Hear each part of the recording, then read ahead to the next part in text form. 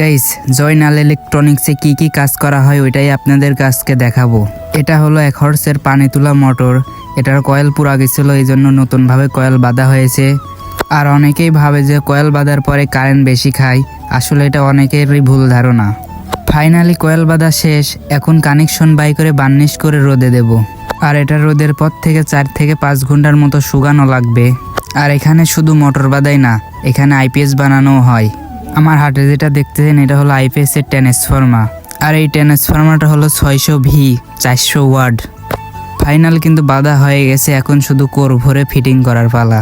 যেই কথা সেই কাজ, আইপিএসও কিন্তু লাগানো হয়ে গেছে। এটা হলো ডিজিটাল আইপিএস।